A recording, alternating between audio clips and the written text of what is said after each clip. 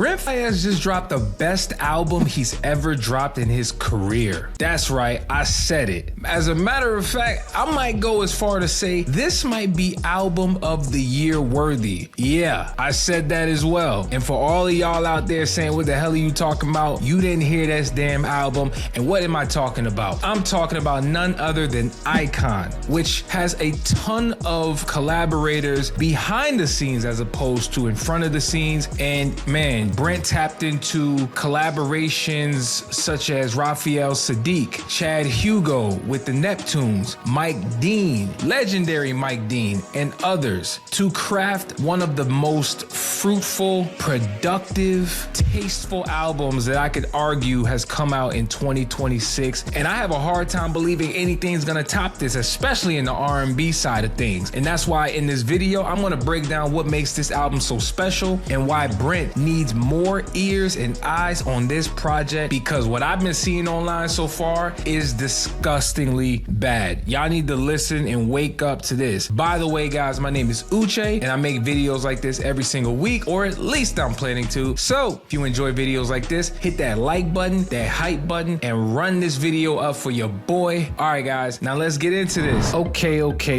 You see, watching the rise of Brent Faiyaz has been like witnessing the birth of a new kind of anti-hero. From the SoundCloud shadows to the commercial peak of Wasteland, the trajectory always felt intentional. I can remember the era of Crew, Gravity, and Dead Man Walking, songs that defined a specific kind of dark, late night R&B vibe. But while we've seen contemporaries like Lucky Day master the psychedelic soul pocket, Daniel Caesar lean into gospel-influenced folk, artists like Giveon dominating the baritone ballad lane, or how about Leon Thomas showcasing a more polished musician-first approach that seemingly is about to take over R&B, Brent Faiyaz has always operated with a different kind of edge, in my opinion. And that's why where those other artists offered vulnerability in more traditional ways, Brent offered a cold cinematic reality that seemingly touched the more toxic underworld of fans. With that being said, the road to Icon was anything but smooth. And I'd argue the chaos behind the scenes that ensued that a lot of people, whether you were following Brent, may have seen, maybe you didn't, but in a move that was very controversial and one that may have even shook Brent fans all around the world, the album was reportedly scrapped just 24 hours before the original release date. Now, this wasn't just a delay, it was a total creative reset. This new album isn't just a collection of songs. To me, it's a high fidelity tribute to the DNA of 80s soul, electric music, and the infectious structure of classic pop music in a way. Now, to pull this off, a specific caliber of architect was required. Enter Raphael Saadiq, the soul purist who brings that organic warmth to the foundation of the project and acts as the executive producer. Alongside him, enter Chad Hugo, the space-age funk genius and one of the core members of the Neptunes, who stood alongside of Pharrell Williams, and Mike Dean, also known as the synth god, who ensures that every frequency feels cinematic. And that's why together they have moved Brent away from the heist movie aesthetic and into a realm that is much more timeless and prestigious, where bright pop-infused melodies coexist with deep pockets of groove. Now, as we step into the track list that is 10 songs deep and 33 minutes of runtime, I feel like every song is intentional, and it really serves as a reminder that when an artist taps into a world-building aesthetic, greatness is achievable. And so often do we get albums that are 19 songs, 25 songs, 18 songs. They always feel bloated, don't they? But in this one, I think Brent really honed in. So with that, we're gonna start with the first one, called White Noise. Now, for all of y'all who are fans of white noise like me, I use it to go to sleep a lot of times. Hey, some people use it to meditate. Hey, listen, Brent chose to open the album with nothing but sounds, and while it is unconventional, I think it worked. It did exactly what it was supposed to do. And I think the brilliance of it all is it kind of offers and acts as that palate cleanser. Think about when you eat sushi. You know, there's that ginger right there on the side that cleanses your palate right before you eat the next piece of sushi. Or how about when you eat crackers during a wine or liquor tasting? Or for those of you guys who are super into rocking perfume, perfume and cologne and all that stuff. Y'all know when you go out there, there's the coffee cup where you smell those grounds to get your mind back reset so you can smell the next. I feel like this intro is super dope because it really puts you in that perspective and the mindset to receive the music that you're about to hear. Next, we gotta talk about track 2 called Wrong Faces, and I feel like this song is overall brilliant. Brent is really known for being that toxic guy who doesn't care about women. He displays it. He's a heartbreaker. He's one of them dudes, right, in R&B, and I think there's always been a space for it. But on this song and on this album, he has some really chilling lines. Like, for example, you've been looking for love, all the wrong places. Yo, listen, I think this song is super nostalgic feeling. It's one of the better records when it comes to radio play. It's one of the more less confusing from a song structure standpoint. It's no coincidence that it was used as a single. As a matter of fact, the video is available. It's one of those songs that OG Brent Faiyaz fans are gonna love, but also the new ones are gonna rock with too. It doesn't steer too far away from what we typically know of his music, and I think that's the beauty of it. And also, one of the things I really like about this song is it's like he knows this is a hit, man. He starts the song about saying, let me hear this from the top. And there's only one other song on this album where he does that, and it's my other favorite song called The World Is Yours, but we're gonna talk about that later. Next, we gotta talk about the next track called Have To. And, you know, it's very nostalgic. It's produced by Tommy Richmond and others on this project. And it really has that retro feel that has rich sonics. It's defined with like a heavily distorted vocal throughout the project. I think it's one of those songs that puts this album in a different trajectory. It almost feels like a song that could be on Tommy Richmond's Coyote project as well. So I just overall like what he did on this record. Next, we gotta talk about Butterflies, man. Butterflies is a special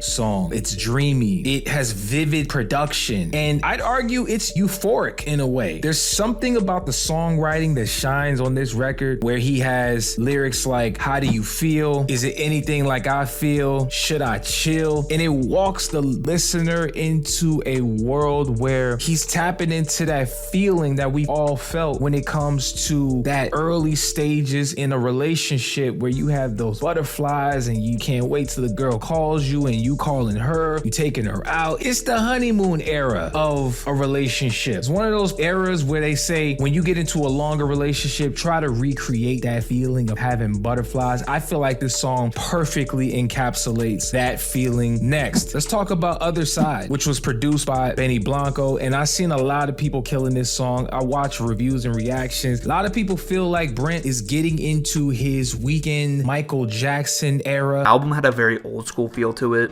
which was reflective on tracks like Other Side, which had me feeling like I was listening to Michael Jackson. And yeah, if that's what you think, you would be right in saying that, because this song shows Brent getting his off the wall Michael Jackson, his Thriller era on, and it's a little cheesy from that perspective, but the vibes are so infectious. It's so dope. It's one of those songs where it's like, bro, if you can't dance Brent Faiyaz, this is the song where you have to teach yourself to do it, because when you on tour for this album, you're gonna have to show some dance moves. I'm not gonna hold you. As a matter of fact, I might be one of them people going to the shows, and if you're not dancing, we throwing tomatoes, my brother. We throwing fruit. Do people still do that? Anyway, next, we gotta talk about Stranger. Oh man, I genuinely feel like with this Brent Faiyaz produced record, it's one of the better vocal performances on this album, and in perfect fashion from a relationship standpoint. It shows Brent walking us through the stages of the relationship where it becomes rocky and you and your significant other become people you don't even recognize anymore. And so I just feel like, once again, from a visual perspective, Brent does everything that he's supposed to do. And on lyrics like, you supposed to change your last name, then it all came crashing down. It really just paints that very chilling picture that, yo, a relationship is super fragile and it can go as far as you want it to go, but you got to make sure you do your part. But why does it end on such a weird note? There's like this AI bot who's giving great advice, which I think is very helpful for people who need motivation. But like, did we really need to hear it from Siri and or Google Gemini? I think that was a little odd, but in a world where the production was already futuristic, to me, it kind of made sense for the words of affirmation to be done with a virtual assistant. I'm not gonna hold you. I kind of liked it. After that, we gotta get into the next track called World Is Yours. And I'm not not gonna lie to you, this is my favorite song on the album. I've been playing this album nonstop, and there's something about this song that just is special, man. I mentioned Strangers has one of his better vocal performances on the album, and if that is the case, I feel like this is a strong second and or a co-headliner in that regard, because his opening notes, man, are super strong. You can really hear the Raphael Saadiq influences, and even on the hook, there's this juxtaposition in a way where the pitch of the vocals are distorted with his own. It's just so cool to witness Brent in this lovey-dovey era, because there's one concept in music that I love the most, and it's called world building. I feel like on this album, Brent did such a good job at painting this new era that he seemingly is in, and making a concept project where he's painting this picture about being in love, being in a relationship, giving your girl whatever she wants. And on this song, The World Is Yours, he did just that. And I would be remiss if I didn't talk about the guitar solo at the end of the record, which was absolutely beautiful. Y'all gotta check this one out. And it's the only other song where he leads the song off by saying, "Let me hear this from the top." That tells you everything you need to know. This is one of them ones as well. Next, we gotta talk about 4 Seasons, which was produced by Chad Hugo and others. I think this song, once again, paints that idea that when you're dealing with your partner, there's the ups, the downs, the left, the rights. And in this album, 4 Seasons is that metaphor for there being the highs, the lows, and all the things that come in between the relationship in between two people. And so I just really like this song. I feel like this is one of the other orthodox Faiyaz records that kind of sounds like a standard Brent track. But since when has a standard Brent track been an insult? I think that this song is special, man. And with lyrics like, "Some days you're hot as July, some days you're cold as the wintertime, but no matter the weather, thought this was forever, I'm here 365. So again, painting that picture, man. I think the album was crafted beautifully. It was sequenced amazingly. 4 Seasons definitely does exactly what it's supposed to do. Next, we gotta talk about Pure Fantasy. And I think this track has an undeniably grand feel to it. And lastly, we gotta talk about Vanilla Skies, which also sees Brent on some of the production as well. But I think the album closes out perfectly with this. And honestly, this song sounds like an interlude in a way, because he's pretty repetitive throughout the song, and it just simply paints this project in such a artistic manner that I feel gives a very thought-provoking element to it, where he's really just asking philosophical questions and he's leaving us thinking. He asks questions like, what is happiness to you? Does it shine bright and feel nice? Is it short-term or for life? He also asks questions like, can you drive it? Does it drive you? Is it something to gain or does it cost you? I feel like that introspective view into this song and also this project kind of brings everything home for Icon in a way that when you listen to the album in a sequenced manner, the story makes sense. And that's why I genuinely feel like Icon is a very strong R&B project on its own, but it's also just a very strong piece of art that to me is timeless. And this is Brent's best album. Now, at the end of the day, if you made it to the end of the project, you would agree with me that this is a quiet masterpiece of a project. Masterpiece because the music is so incredible, but quiet because a lot of people are not talking about this project, I believe, the way that they should. So why does it feel like the world isn't looking towards Brent in the way that they probably should? I think there's a perceived problem with maturity in mainstream and modern music in a way. Perhaps the masses weren't ready for Brent Faiyaz to trade toxicity for actual soul searching and musicality, maybe? I don't know. To me, Icon is an album that demands attention in every possible way. And it resists the idea that the 15-second TikTok loop that everyone seems to be enamored by these days is worthy of grasping any of the music on this project. It's literally an album that to me deserves to be on vinyl. It deserves to be appreciated. And first week numbers is probably more so about chasing legacy. You see, while the casual listeners might miss the quote unquote old Brent, what we are hearing in this project is the artistic growth that I believe every artist should have a chance to be able to achieve at some point in their career. Icon is the kind of project that will be studied for years to come, and that's why I genuinely feel like the evolution of Brent Faiyaz is somewhat complete. And whether the industry acknowledge it now or later, I think the brilliance of this 80s 80s inspired shift and dedication to making a complete project that is full of positivity and love is undeniable and incredible.